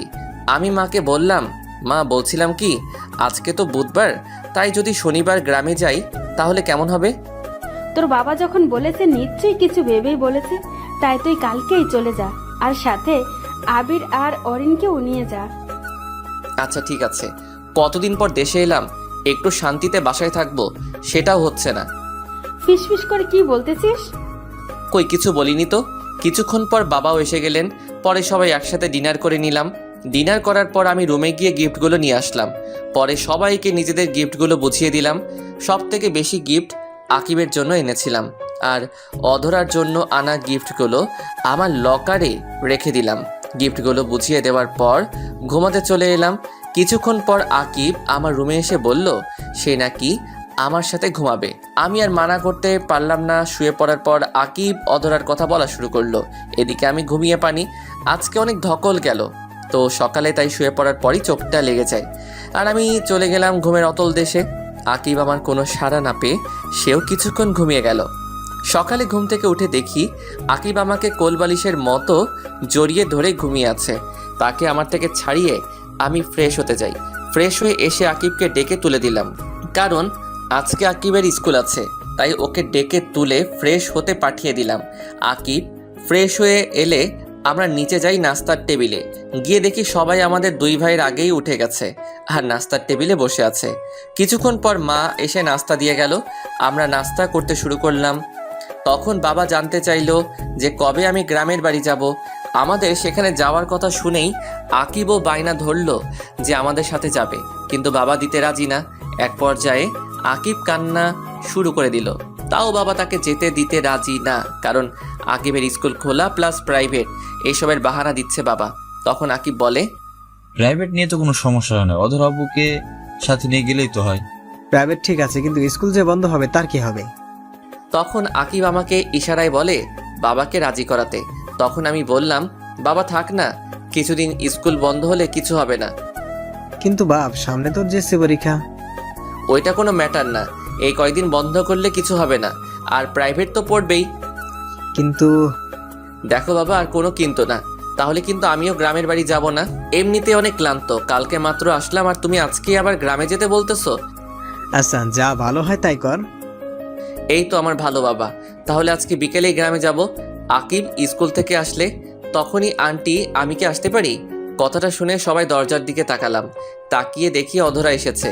তাকে দেখে মা এগিয়ে গেল, গিয়ে জিজ্ঞাসা করলো, কি রে মা, কেমন আছিস? আমাদের তো মনে হয় ভুলেই গেছিস। না আন্টি, তোমাদের ভুলি কি করে? এই আন্টি কি রে? মা বলবি? আজ বাদে কাল আমার ঘরের বউ হয়ে আসবি, এখনো আন্টি বলে ডাকিস? আর এতদিন তোর কোনো দেখা নেই যে। তা মা, এখন শরীর কেমন আছে? জি, এখন আগের থেকে ভালো আছি। তা আকিব কি স্কুলে যাবে না নাকি? হ্যাঁ, যাবে তো। আকিব যা, গিয়ে রেডি হয়ে নে তাড়াতাড়ি। আর তুই আয়, এসে নাস্তা করে নে। না আন্টি, মানে মা, এখন কিছু খাবো না। তা বললে তো হবে না, এখন তো না খেয়ে দিব না। আয় আকিব, রেডি হয়ে আস্তে আস্তে খেয়ে নে। তারপর অধরা এসে খাবার টেবিলে বসে পড়ল। সবার সাথে কুশল বিনিময় করে নিল, প্লাস আবির আর অরিনের সাথে পরিচিত হয়ে নিল। ততক্ষণে আমি আমার রুমে এসে রেডি হয়ে নিলাম। নিচে গিয়ে বললাম আকিবকে বইল স্কুল থেকে এসে রেডি হয়ে থাকতে, আমরা সন্ধ্যায় রওনা দিব। আবির চল একটু বের হব। আচ্ছা, আর শোন, তোদের সাথে অধরাও যাবে। ও না থাকলে আকিব পড়বে কিভাবে? তুমিও বাবার মতো শুরু করে দিয়েছো। সেখানে আমিরা ঘুরতে যাচ্ছি, সেখানে গিয়ে কি পড়ালেখা করবে? ও যেখানে আমরা ঘুরবো, আর ওনার আমাদের সাথে যেতে হবে কেন? আমি কিচ্ছু জানি না, তোর বাবা বলে গিয়েছে। ধুর, ভাল লাগে না। ওই আবির দাঁড়িয়ে আছিস কেন, চল। তারপর আমি আর আবির বেরিয়ে পড়লাম। আসলে এখানে অরিনের পরার মতো কোনো সালোয়ার বা শাড়ি নেই, তাই আবিরকে নিয়ে গেলাম। প্রথমে ব্যাংকে গেলাম টাকাগুলো ভাঙিয়ে নিতে, পরে আবিরকে নিয়ে মলে গিয়ে কিছু কেনাকাটা করে নিলাম, আর চাচাতো ভাই বোনদের জন্য কিছু উপহার কিনে নিলাম, আর ছোটগুলোর জন্য খেলনা আর কিছু চকলেট কিনলাম। ফুফাতো ভাই বোনের জন্যও সেম জিনিসই কিনলাম। তারপর দুপুরে আমরা দুইজনই লাঞ্চ করে নিলাম বাইরে। বাসায় আসতে আসতে বিকেল হয়ে গেল। আসলে রাস্তায় যে পরিমাণ জ্যাম তা বলে বোঝানো যাবে না। যেখানে যেতে 30 মিনিট সময় লাগার কথা, সেখানে যেতে সময় লাগে 1.5 ঘন্টা। বাসায় এসে ফ্রেশ হয়ে একটু রেস্ট নিয়ে নিলাম। কখন যে চোখ লেগে গেছে বুঝতেই পারিনি। হঠাৎ মনে হলো কেউ যেন আমাকে ডাকছে, তাই চোখ খুলে তাকালাম। তাকিয়ে দেখি অধরা আমাকে ডাকছে। তখন আমি বললাম, কি হলো, আপনি আমার রুমে কেন? কেউ দেখলে কি বলবে? আর আমাকে ডাকছেনই বা কেন? তখন অধরা বলল, আসলে মা বলেছে আপনাকে ডাকতে, প্রায় সন্ধ্যা হয়ে গেছে তো, আর আপনি তো বলেছিলেন যে সন্ধ্যায় রওনা দিবেন। আমি বললাম আচ্ছা ঠিক আছে, আপনি যান এখন, না হলে লোকে আপনাকে খারাপ মনে করবে।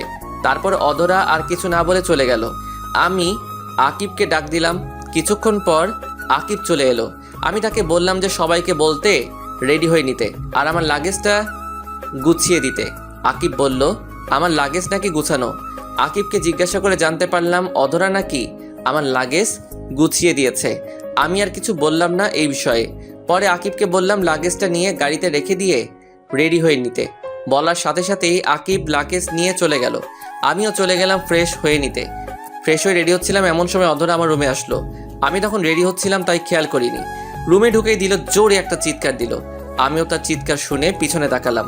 বুঝলাম না কি জন্য চিৎকার করলো। তার চিৎকার শুনে সবাই চলে এসে ওকে জিজ্ঞাসা করা শুরু করলো যে কি জন্য এমন চিৎকার দিল।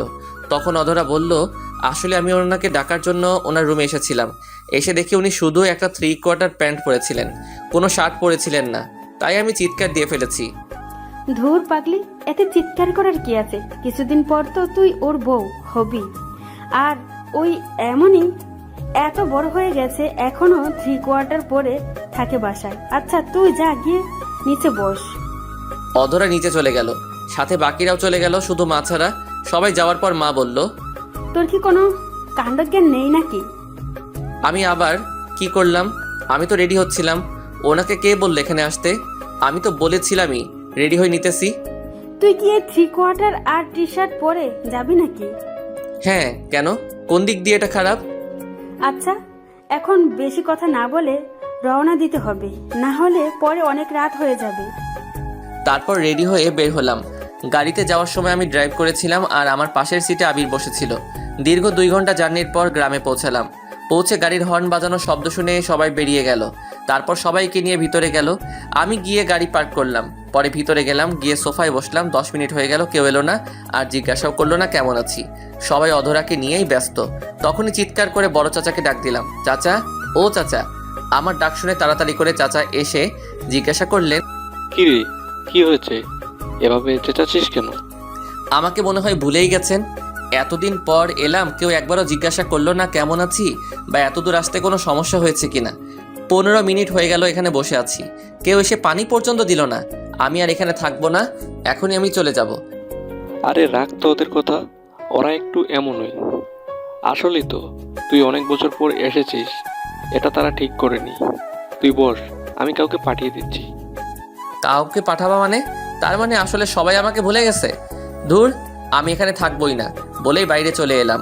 চলে তো এলাম, কিন্তু এখন যাব কোথায়? দূর, আসলেই আমি অল্পতেই রেগে যাই।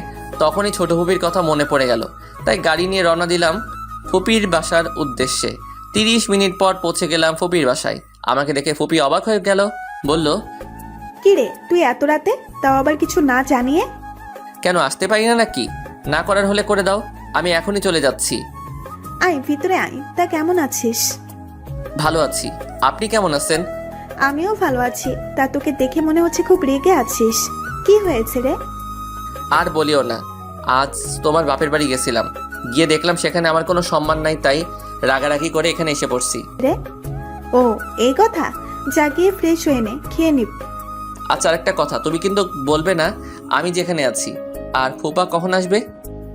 আচ্ছা বাবা, বলবো না কাউকে। তোর ফুপা এখনই এসে পড়বে, তুই যা তো ফ্রেশ হয়ে নে। আমি গিয়ে ফ্রেশ হয়ে নিলাম। ফ্রেশ হয়ে এসে দেখি ফুপাও এসে গেছে। তারপর ফুপার সাথে কৌশল বিনিময় করে নিলাম। পরে সবার সাথে ডিনার করে নিলাম।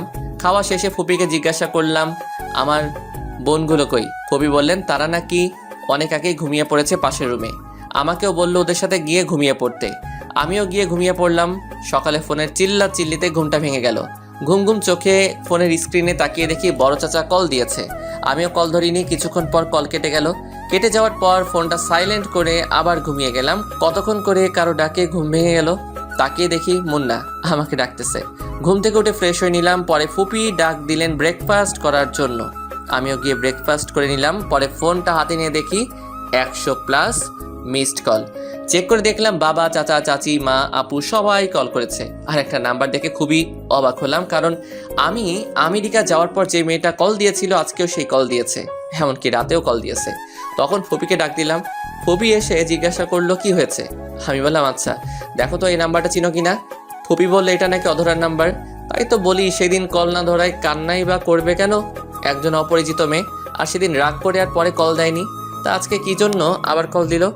মনে হয় কালকে রাগ করে চলে এসেছি তো, আর রাতেও পরে ফিরিনি, তাই মনে হলো কল দিয়েছি। এইসব ভাবতে ভাবতে মা কল দিল। রিসিভ করলাম আর মা বলা শুরু করলো, কি বললো আপনাদের বলুন না, পরে আপনারাও জেনে যাবেন। এটা শুধু আমার আর আমার মায়ের মধ্যকার কথা। আমি কোথায় আছি তা বলুম না, আর যদি যেতেই হয় বিয়ের 2 দিন আগে যাবো, এর আগে বললেও যাবো না। ভালোই ভালোই বলছি আয় তাড়াতাড়ি। তোর চাচা সকালে যখন বলেছে যে তুই নাকি রাতে রাগ করে বের হয়েছিলি আর ফিরিসনি, সকালেও নাকি কল ধরিসনি, তখনই আমি বাবা ছুটে চলে আসি। কবি বলেছেন যেখানে তোমার সম্মান নেই সেখানে তুমি যেও না, তাই আজকে আমি ফিরছি না। তোমরা থাকো ওই মেয়েকে নিয়েই, আমাকে নিয়ে না ভাবলেও হবে। দেখ মেজাজটা খারাপ বানিস না, এমনিতে মেয়েটা কাল রাত থেকে কান্না করেই যাচ্ছে, আর তোর চাচা চাচিদের বকা দিচ্ছে কেন তাকে নিয়ে তারা এত মাতামাতি করলো, যার ফলে তুই রাগ করে চলে গেলি। তা বলেও লাভ হবে না।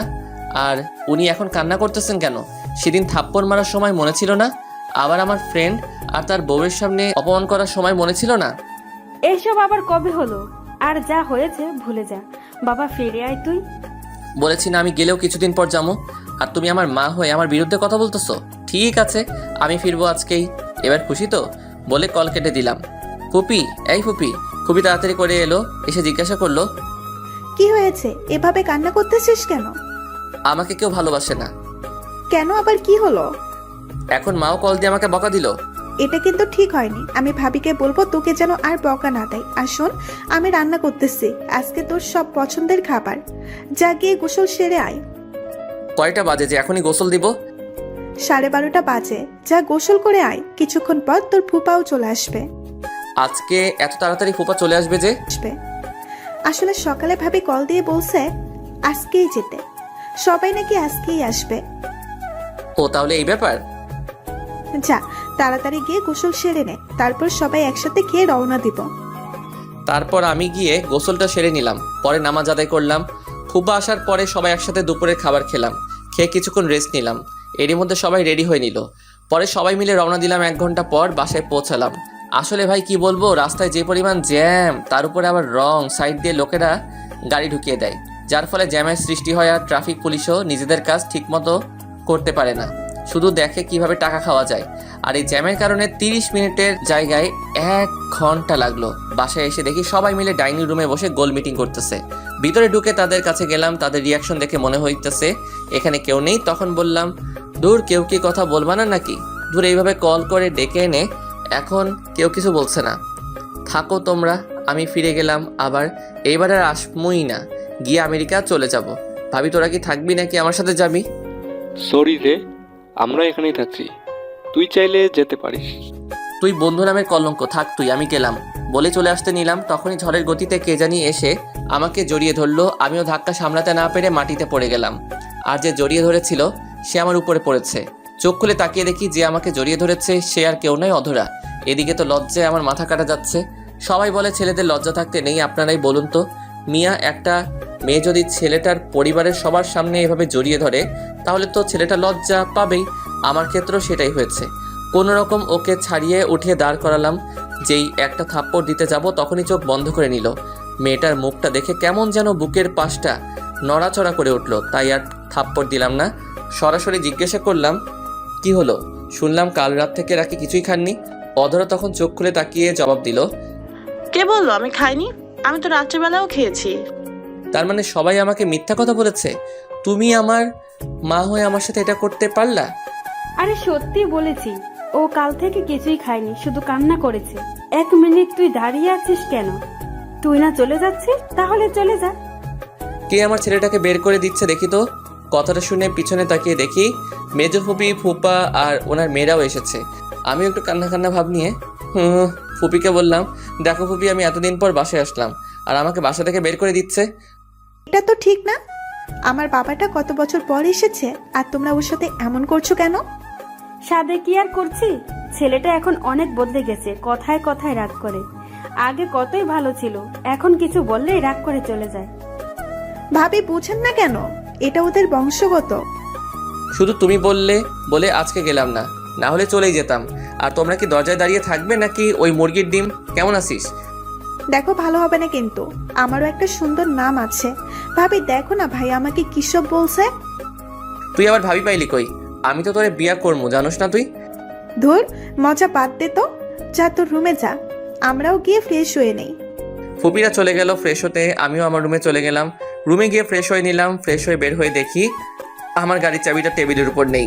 তখনই চেঁচিয়ে মাকে ডাক দিলাম। মা এসে বললেন, কি হয়েছে? সারের মতো চেঁচাচ্ছিস কেন? সাদিকে চেঁচাচ্ছি? আমার রুমে কে এসেছিল আর আমার গাড়ির চাবি কই? যে তোর রুমে এসেছিল সেই গাড়ির চাবি নিয়ে গেছে। সেটাই জানতে চাইছি, কে আমার রুমে এসেছিল? সেটা আমি কি করে বলবো? আমি কি তোর রুমের সিকিউরিটি গার্ড নাকি? বলে মা হনহনিয়ে চলে গেল। তখনই আকিবকে ডাক দিলাম। বেচারা আমার ডাক শুনে দৌড়ে চলে এলো, এসে বলল, ভাই আমায় ডাকছিলে কেন? তুই কি আমার গাড়ির চাবি নিয়েছিস নাকি? আমি তোমার গাড়ি চাবি নিয়ে কি করবো? আর আমি তো গাড়ি চালাতে পারি না, তবে কিছুক্ষণ আগে দেখলাম ভাবি তোমার গাড়ি নিয়ে কোথায় যেন গিয়েছে। বলিস কি? ওনার এত বড় সাহস আমার গাড়ি নিয়ে গেছে? আর তুই কি সবাইকে সবার গিফট বুঝিয়ে দিয়েছিস নাকি? না ভাইয়া, আজকে নাকি বড় ফুপি আর সিজো ফুপি আসবে রাতে, আর তার আসলেই সবাইকে একসাথে দিয়ে দেবো। আচ্ছা, এখন কয়টা বাজে রে? কেন ভাই, ঘড়ি দেখোনি? এখন তো রাত 8টা বাজে। এই রাতের বেলা উনি আমাকে গাড়ি নিয়ে বের হলেন, আল্লাহ জানে আমার গাড়ির কি হবে। আমি আর রাকিব কথা বলছিলাম, তখনই ছোট চাচা এসে বললেন, শোনো, রাতে কিন্তু বের হোস না। কেন চাচা, রাতে বের হলে কি হবে? আর বলিস না, এলাকার পোলাপান সব নষ্ট হয়ে গেছে। যাকে পায় তার কাছ থেকেই সব রেখে দেয়, আর মেয়েদের তো বের হওয়া আরো বেশি বিপজ্জনক। এসব কি বলতেছো তুমি? হ্যাঁ রে, কিন্তু তুই এত ভয় পাচ্ছিস কেন? আচ্ছা, অধরা কি ফিরেছে নাকি? অধরা আবার কোথায় বের হলো? আকিব বলল উনি নাকি কিছুক্ষণ আগে আমার শাড়ি নিয়ে বের হয়েছেন। মা, মা। আবার সারের মতো চেঁচাচ্ছিস কেন? অধরা নাকি বের হয়েছে। তোমরা কি জানো না এলাকার পরিস্থিতি যে খারাপ? অধরা আবার কখন বের হলো? আমরা তো কেউ দেখিনি। আর গেলেই বা কিভাবে? আকিব বলল উনি নাকি আমার গাড়ি নিয়ে বের হয়েছেন। মার সাথে যখনই কথা বলছিলাম তখনই মোবাইলে একটা মেসেজ এলো। মেসেজটা দেখে তাড়াতাড়ি করে বেরিয়ে গেলাম। পিছন থেকে সবাই বারবার জিজ্ঞাসা করছিল, কাউকে কিছু না বলেই মানিব্যাগ নিয়ে বেরিয়ে গেলাম। বাইরে বের হয়ে ড্রাইভারের কাছ থেকে চাবি নিয়ে থানার উদ্দেশ্যে রওনা দিলাম। সাথে আবিরকেও নিয়ে নিলাম। কিছুক্ষণ পর থানায় পৌঁছে গেলাম। গিয়ে দেখে অধরা অফিসারের সামনে বসে আছে। আমরা যাওয়ার পর আমাদের দেখে অফিসার বসা থেকে দাঁড়িয়ে গেলেন। মূলত আমাকে দেখে না, আবিরকে দেখে দাঁড়িয়ে গেল। কারণ আবিরকে সবাই টিভিতে দেখেছে, তাই সবাই চিনে, আমাকে কেউ চিনে না। আমিও সেটাই চাই। আমি চাই সবাই আমাকে সাধারণ মানুষ হিসেবে চিনুক। তখনই অফিসার আবিরকে দেখে বলল, আসসালামু আলাইকুম স্যার, আপনি এখানে, তাও আবার আমার থানায়? কোনো প্রবলেম হয়েছে নাকি? আর স্যার দাঁড়িয়ে আছেন কেন? বসেন প্লিজ, এই স্যারের জন্য চা নিয়ে আসো। ওয়ালাইকুম আসসালাম। আসলে আপনি আমার বন্ধুর ওয়াইফকে ধরে নিয়ে এসেছেন, তাই আমাকে আসতে হয়েছে। আর এখন চা খাওয়ার জন্য আসিনি, অন্য আরেকদিন আসবো চা খাওয়ার জন্য। এখন যদি ওনাকে ছেড়ে দেন তাহলে ভালো হয়। আসলে স্যার, এটা একটা অ্যাক্সিডেন্ট কেস, আর উনি যার গাড়ি ধাক্কা দিয়েছেন সেই এলাকার এমপির মেয়ে, তাই স্যার ছাড়া যাবে না। আর ওনাকে নিয়ে আসার পরেই উনি আপনার বন্ধুদের পরিবারের কথা বলেছে, তাই তো আপনার বন্ধুকে আমি টেক্সট করে আসতে বলি। কিন্তু যিনি কেস করেছেন তিনি যদি না তুলে নেন তাহলে আমার কিছুই করার নেই। আচ্ছা, ওনাকে আপনি কল দিয়ে আসতে বলুন, আমরা ওনার সাথে কথা বলে অনুরোধ করব কেসটা তুলে নিতে। আবির আর অফিসারের কথা বলছিলেন, তখনই থানার টেলিফোনে একটা কল এলো। জি স্যার, জি স্যার বলে অফিসার কল কেটে দিলেন। তখন অফিসার আমাদের বললেন, স্যার আপনারা ওনাকে নিয়ে যেতে পারেন। তখন আমরা অধরাকে নিয়ে বের হয়ে এলাম। বের হওয়ার পর আবিরকে বললাম একটা গাড়ি নিয়ে যেতে। আবির গাড়ি নিয়ে চলে গেল। তখন অধরা আমাকে বললাম সরি। শোনার সাথে সাথে একটা চর বসিয়ে দিলাম। মনে হয় বেশি জোরেই গেল চরটা, ঠোঁট কেটে গেছে, সাথে কান্নাও করছে গালে হাত দিয়ে দাঁড়িয়ে। তা দেখে আমি বললাম, চুপ, হ্যাঁ একদম কান্না করবেন না। কার কাছে জিজ্ঞাসা করে রাতের বেলা বের হয়েছেন, তাও চুপিসারে আমার গাড়ির চাবি নিয়ে বের হয়েছেন? আমাকে বলা যেত না নাকি? নাকি আমি মানা করতাম? তবু কান্না করতেছো কেন, কথা বলছো না? তখন আরেকটা ধমক দিয়ে বললাম কান্না বন্ধ করে গাড়িতে উঠে বসতে। লক্ষ্মী মেয়ের মতো চুপচাপ গিয়ে বসে পড়লো। তখন অধরা বলল যে গাড়ির চাবি নাকি অফিসারের কাছে। তারপর আমি গিয়ে চাবি নিয়ে এসে গাড়ি স্টার্ট করি। পরে বাসার উদ্দেশ্যে রওনা দেই। কিছুক্ষণ পর বাসায় পৌঁছে গেলাম। সারা রাস্তা অধরা আর একটা কথা বলেনি। বাসায় এসে ওনাকে নামিয়ে দিয়ে গাড়ি গ্যারেজ রেখে বাসার ভিতরে প্রবেশ করলাম। ঢুকে দেখি সবাই ডাইনিং রুমে বসে আছে। আমি সিঁড়ি বেয়ে আমার রুমে চলে গেলাম। কেউ কিছু জিজ্ঞাসা করেনি, কারণ রাগের জন্য আমার চেহারা পুরো লাল হয়েছিল। আর বাড়ির সবাই জানে যে আমার রাগ উঠলে আমি কাউকে মানি না, তাই কেউ কিছু জিজ্ঞাসা করেনি। রুমে এসে শাওয়ার নিলাম মাথাটা ঠান্ডা করার জন্য। প্রায় 1 ঘন্টা শাওয়ার নেওয়ার পর বের হলাম। বের হয়ে 3/4 প্যান্ট আর শার্ট পরে নিলাম। পরে নিচে গেলাম ডিনার করার জন্য। পরে ডিনার করে রুমে গিয়ে শুয়ে পড়লাম। ক্লান্ত থাকা শুয়ে শুয়ে পড়ার সাথে সাথেই ঘুমের অতলে তলিয়ে যায়। সকালে বুকের উপর ভারী বস্তুর ওজন অনুভব করি, সাথে শার্টও ভেজা ভেজা লাগছে। ঘড়ি করে ঘুম থেকে উঠে নাই, কারণ যদি কোনো ভূত হয় তাহলে তো আমি শেষ। ঘুম থেকে উঠে দেখি অধরা আমার বুকের উপর ঘুমিয়ে আছে, আর দেখে মনে হচ্ছে কান্না করতে করতে ঘুমিয়ে গেছে। আমি অধরার মাথাটা আমার বুক থেকে নামিয়ে বালিশে রেখে ফ্রেশ হতে চলে গেলাম। ফ্রেশ হয়ে শার্ট বদলে নিলাম। শার্ট দেখে মনে হচ্ছে চোখে যা পানি ছিল সবটাই আমার শার্টের উপর ফেলেছে। তারপর নিচে গেলাম নাস্তা করতে। সবাই আমার দিকে তাকিয়ে শুধু হাসছে, তাই আমি জিজ্ঞাসা করলাম, তোমরা এইভাবে হাসছো কেন? এমনি। তা তুই তো দেখছি বিয়ের আগেই বইয়ের সাথে থাকা শুরু করে দিয়েছিস, আর কত কিছু দেখতে হবে। 1 মিনিট, তোমরা জানলে কেমন করে? আর আমি তো বলিও নি যে অধরা রাতে আমার সাথেই ঘুমিয়েছো। আসলে ভাই হয়েছে কি, কালকে তুই নাকি ভাবিকে অনেক বকাঝকা করেছিস, আবার ভাবির উপর নাকি রেগেও ছিলিস। তাই খালামণিরা মিলে ভাবিকে তোর রুমে পাঠিয়েছিল তোর রাগ ভাঙাতে। কিন্তু সেখানে গিয়ে ভাবিও ঘুমিয়ে গেল, তাই খালামণিও এটা জিজ্ঞাসা করলো। ওহ, এই ব্যাপার? কিন্তু ফুপি তো জানতোই না। কি জানি না। ওই ডিম, তুই ভিতরে যা তো, আর গিয়ে দেখ বড় ফুপি আর সেজ ফুপি এখনো আসছে না কেন। তুই ওর কথা বাদ দে তো, বল কি হয়েছে। এদিকে আসো, কানে মুখে বলছি। তখন ফুপিকে ডব দিয়ে বললাম, কাল রাতে বাসর হয়ে গেছে, এখন আর ওনাকে বিয়ে করে কি করব? ছি ছি, তোর এইসব করতে লজ্জা করলো না, তাও বিয়ের আগে। আমার রুমে পাঠানোর সময় এটা কি মনে ছিল না? আর তেমন কিছু হয়নি। আমি ঘুম থেকে উঠে দেখি উনি আমার বুকের উপর শুয়ে আছে, তাই আমিও তোমাদের একটু বানিয়ে বললাম। কি বললি? কোথায় শুয়েছিল? কি হলো বলিস না কেন? এই রে, কি বলতে কি বলে ফেললাম, কই কি বললাম? মা, ও মা, খাবার দিবে নাকি? শোন, তোর জন্য আমাদের এখানে আগে আসতে হয়েছে, তাই তোদের বিয়ের কোনো শপিং করতে পারি না। তাই এখন খেয়ে তারপর অধরা আর তোর ভাইদের নিয়ে ঢাকায় গিয়ে শপিং করে আয়, সাথে আবিরদেরও নিয়ে যাস। আর আসার সময় অধরার মামা মামিকেও নিয়ে আসবি। আচ্ছা। পরে মা খাবার এনে দিল, আমিও খেয়ে নিলাম। তখনই আকিব এসে জানতে চাইলো যে তার ম্যাডাম কোথায়, মানে অধরা।